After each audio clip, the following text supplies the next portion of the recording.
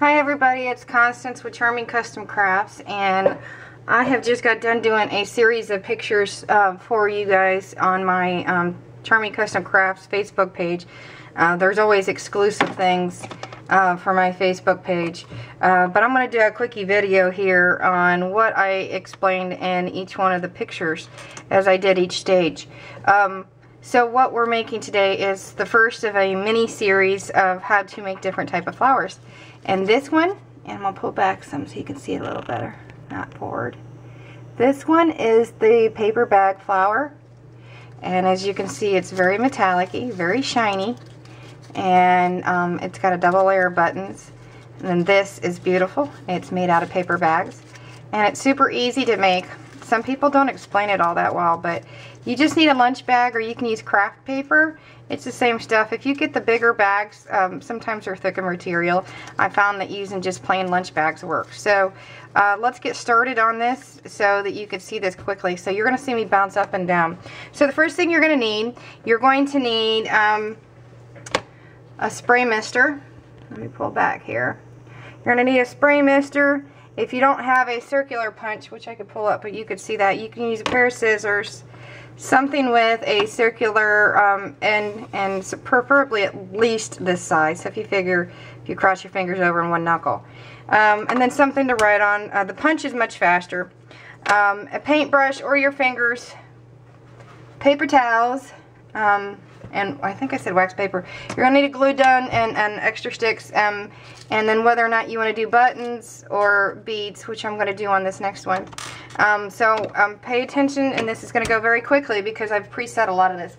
So you're going to need a piece of wax paper, and I do this because it dries fairly quickly. And I'm just going to do one or two here so that you can see this. Actually, I'm just going to do one.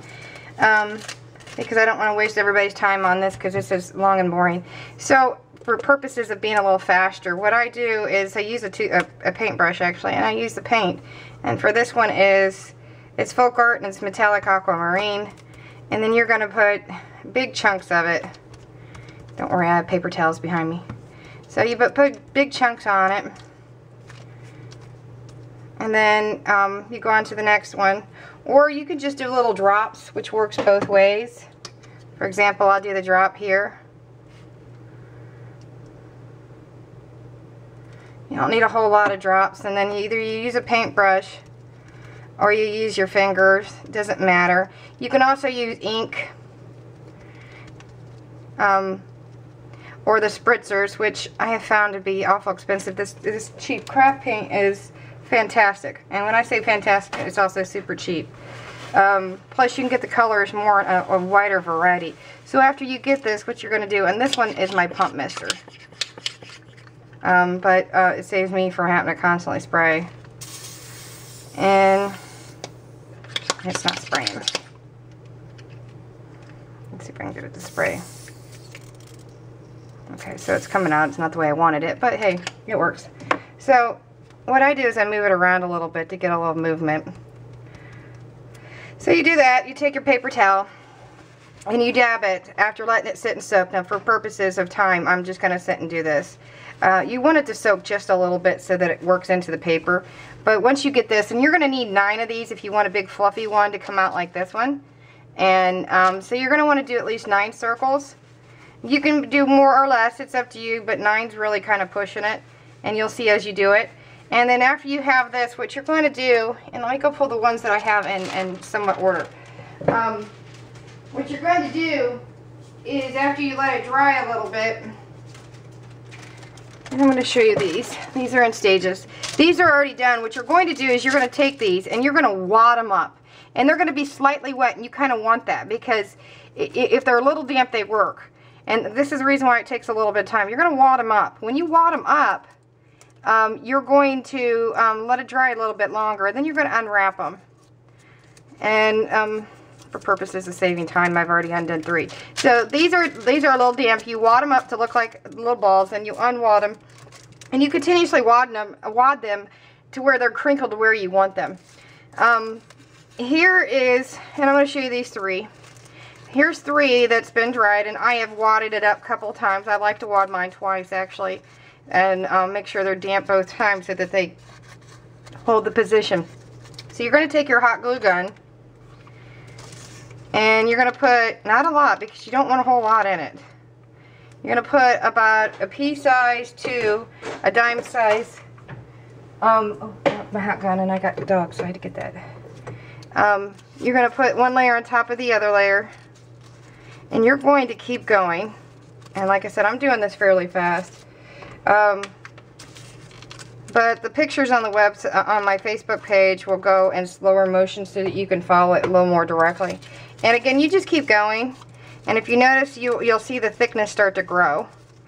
And it's not too terribly hot. You can't rub your finger down in the middle. And you want that pit in the middle because that's going to help you bungee it up. And you're just going to keep going bunging up. If we unwad this one, and you'll see that this isn't so bad. So let's see if I can get these. So that's a pretty good wad here.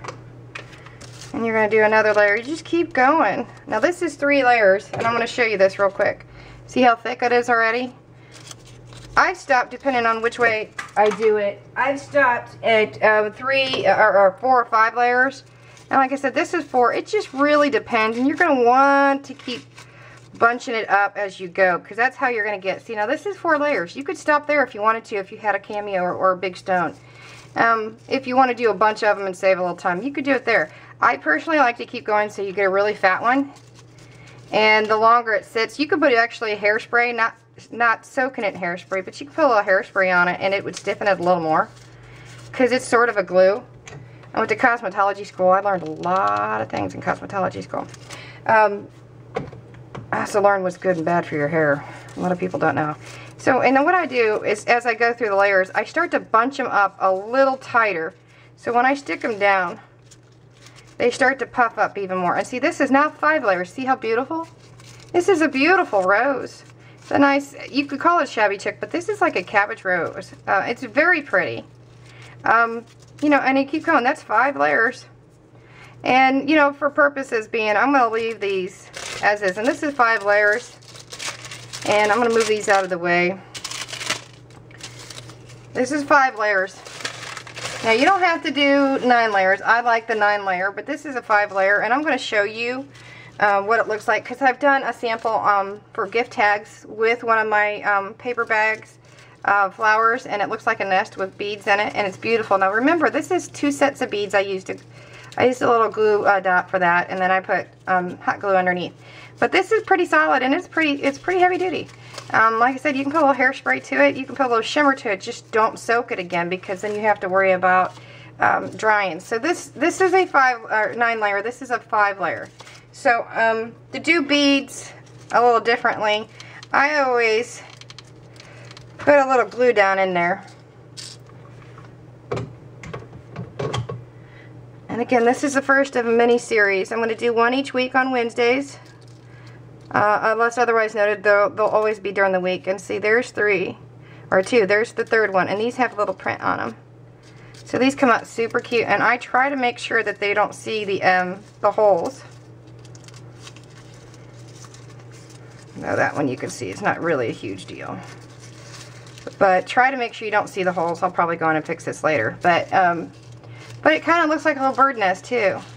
But it gives that dynamics of being something a little different. You can do cameos, you can do other embellishments. And like I said, this, it looks to me, and if you can tell the difference, this is 5 layers.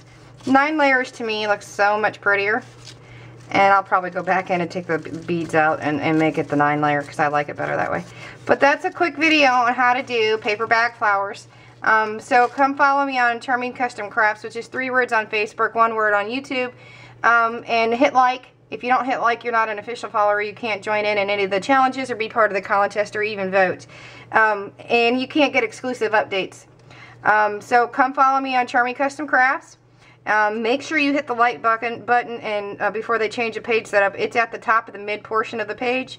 It's a little bitty button, and I know you guys know what I'm talking about if you have a Facebook page. Be sure to hit that and follow me, because I'm going to be doing a mini series of different things over the next few months, and right now we're going to do flowers. So come follow me over there and see what I'm going to have for you next week. And don't forget, we have a challenge every Friday, and it's our weekend challenge, and I do prizes. I know doo-doo does not sound right. But I am not a reseller or retailer. I do my own prices. See you there. Bye.